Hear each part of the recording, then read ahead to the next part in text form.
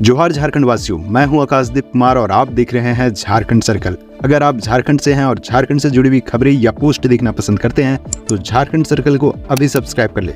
अब आइए देखते हैं झारखंड से आज की बड़ी खबरें। टायर फटने से अनियंत्रित होकर पलटा सरसों तेल लोडेड ट्रक।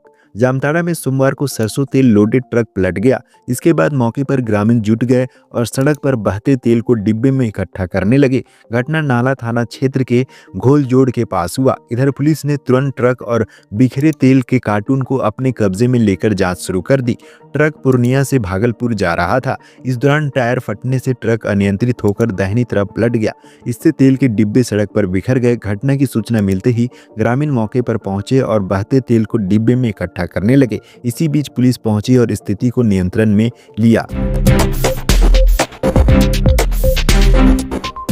झारखंड में संक्रांति के दिन छाएगा घना कोहरा। झारखंड के मौसम में फिर बदलाव शुरू हो गया है। राज्य के अधिकतर जिले में बादल छाए हुए हैं। न्यूनतम तापमान 10 डिग्री के ऊपर चला गया है। हजारीबाग और कोडरमा में घने बादल छाने के साथ ही हल्की बारिश हुई है। बादल छाने से ठंड का प्रभाव थोड़ा कम हुआ है। हालांकि मौसम विभाग का कहना है कि यह राहत बहुत लंबी नहीं रहने वाली है। ठंड की एक लहर फिर से आने वाली है। फिलहाल 2 से 3 दिन की राहत है। मौसम विभाग का पूर्व अनुमान है कि संक्रांति के दिन राज्य भर में घना कुहासा छा सकता है। पूर्व अनुमान के अनुसार 16 जनवरी तक सुबह में घना कोहरा देखने को मिल सकता है, लेकिन यह कुहासा दिन चढ़ने के साथ साफ हो जाएगा। लाठीचार्ज की घटना में कार्रवाई की गुहार लेकर राज्यपाल के पास पहुंचे छात्र नेता। झारखंड स्टाफ सिलेक्शन कमीशन यानी जेसीसी के दफ्तर के पास प्रदर्शनकारी छात्रों पर 16 दिसंबर को हुए लाठीचार्ज के मामले में राज्यपाल से कार्रवाई की गुहार लगाई गई है। सोमवार को छात्र नेताओं के एक प्रतिनिधिमंडल ने राजभवन में राज्यपाल संतोष कुमार गंगवार से मुलाकात की और उन्हें अपनी मांगों को लेकर ज्ञापन सौंपा। 80 छात्राओं की शर्ट उतरवाई, ब्लेजर में घर भेजा। अब प्रिंसिपल के खिलाफ जांच कर रही डीएलएसए। झारखंड के धनबाद में एक स्कूल की 80 छात्राओं की शर्ट उतरवाने के मामले में झारखंड राज्य विधिक सेवा प्राधिकरण ने स्वतः संज्ञान लिया है। एक अधिवक्ता ने सोमवार को बताया कि JHALSA ने धनबाद जिले में स्कूल प्रधानाचार्य द्वारा छात्राओं को कथित तौर पर अपमानित किए जाने के मामले में जिला विधिक सेवा प्राधिकरण यानी DLSA को इसकी जांच करने का निर्देश दिया गया है। प्रधानाचार्य पर आरोप है कि उन्होंने 10वीं की 80 छात्राओं को संदेश लिखने के लिए अपनी कमीज उतराने का आदेश दिया था। छात्राओं की शर्ट उतरवाने के बाद प्रिंसिपल ने उन्हें ब्लेजर में ही घर भेजा। इस मामले पर छात्राओं के अभिभावक ने नाराजगी जाहिर की थी और प्राचार्य के खिलाफ सख्त कार्रवाई की मांग की थी। स्थानीय विधायक ने भी छात्राओं का समर्थन किया। इसके बाद मामले की जांच शुरू हो गई है। झारखंड के 5 लाख स्टूडेंट्स के लिए खुशखबरी। हेमंत सोरेन सरकार देगी साइकिल। झारखंड के विद्यार्थियों के लिए बड़ी खुशखबरी है। हेमंत सोरेन सरकार 5 लाख स्टूडेंट्स को साइकिल देने जा रही है। 8वीं कक्षा के 5 लाख छात्र छात्राओं को साइकिल मिलेगी। अप्रैल 2025 में शैक्षणिक सत्र की शुरुआत होने के बाद मई में साइकिल का वितरण शुरू कर दिया जाएगा। इसकी तैयारी अभी से ही शुरू कर दी गई है। मार्च 2025 में 7वीं की परीक्षा हो जाएगी। इसी महीने रिजल्ट भी जारी कर दिए जाएंगे। रिजल्ट आने के बाद एडमिशन की प्रक्रिया शुरू हो जाएगी। 1 अप्रैल 2025 से कक्षाएं भी शुरू हो जाएंगी। सरकार मई 2025 में साइकिल का वितरण शुरू कर देना चाहती है। झारखंड विधानसभा के बजट सत्र को राज्यपाल ने किया आहूत। 3 मार्च को पेश होगा बजट। झारखंड विधानसभा के बजट सत्र को राज्यपाल संतोष कुमार गंगवार ने आहूत कर दिया है। बजट सत्र 24 फरवरी से शुरू होगा और 27 मार्च तक चलेगा।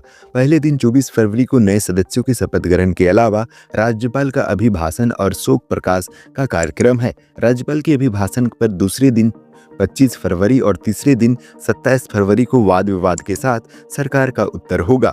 26 फरवरी को अवकाश रहेगा। 28 फरवरी को सरकार चालू वित्तीय वर्ष का तीसरा अनुपूरक बजट पेश करेगी। 3 मार्च को प्रश्नकाल के बाद वित्तीय वर्ष 2025-26 का बजट हेमंत सरकार पेश करेगी। सत्र के अंतिम दिन 27 मार्च को प्रश्नकाल, राज्य के विधेयक और गैर सरकारी संकल्प लाए जाएंगे। लंदन में कंजर्वेटिव काउंसिलर उम्मीदवार बने झारखंड के प्रशांत कुमार। झारखंड के बेटे प्रशांत कुमार को यूके की कंजर्वेटिव पार्टी ने 2026 के चुनाव के लिए काउंसलर पद का उम्मीदवार घोषित किया है। यह झारखंड और संपूर्ण भारतीय समुदाय के लिए एक गर्व का क्षण है और एक प्रेरणादायक रैग्स टू रिचेस कहानी है, जिसमें कड़ी मेहनत और समर्पण से सफलता की नई ऊंचाइयों को छुआ गया है। राज्य में 15 जनवरी के बाद कई आईपीएस का होगा ट्रांसफर।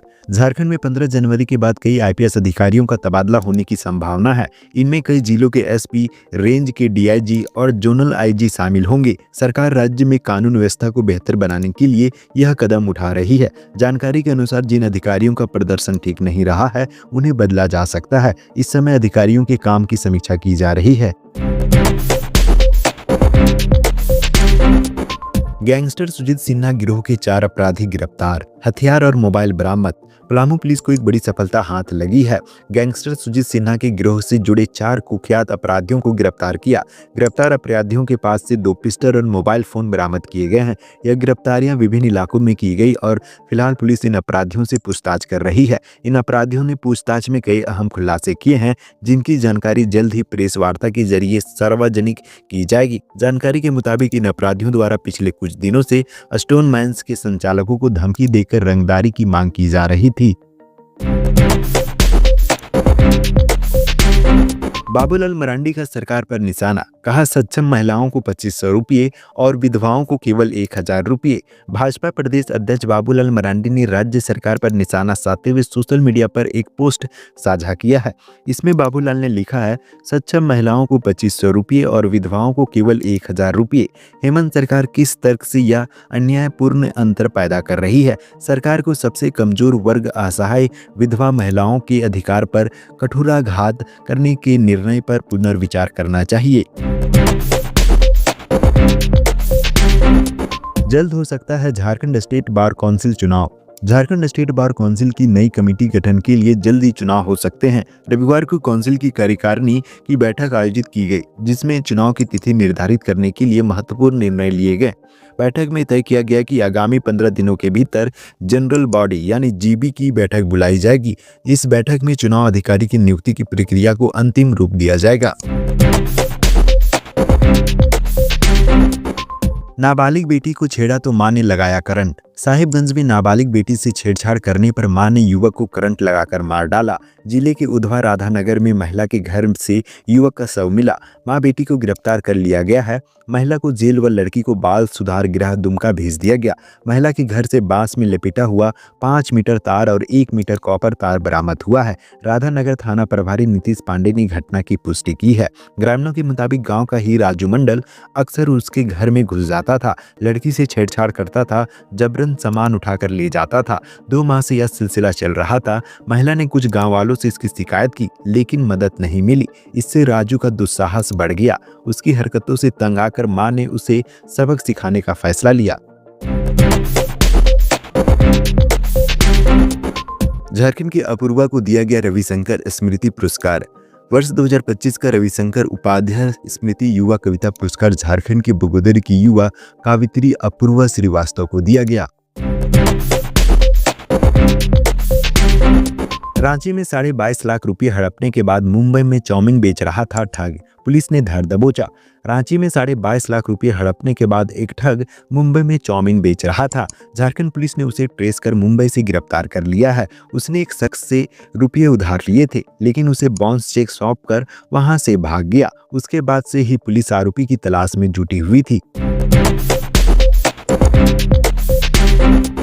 झारखंड में सरकारी अधिकारी की हत्या, बदमाशों ने घर में घुसकर मारी गोली। झारखंड के बोकारो में बदमाशों ने घर में घुसकर एक अधिकारी की हत्या कर दी, जिससे आसपास के इलाके में हड़कंप मच गया।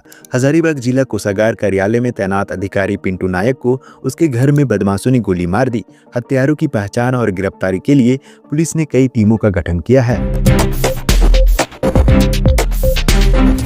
झारखंड राज्य से आज की प्रमुख खबरें यहीं तक। इस वीडियो के बारे में कोई सजेशन या राय है तो हमें कमेंट के माध्यम से अवगत कराएं। बाकी बात आप अपना और अपने परिवार का ख्याल रखें। जोहार, जय हिंद, जय झारखंड।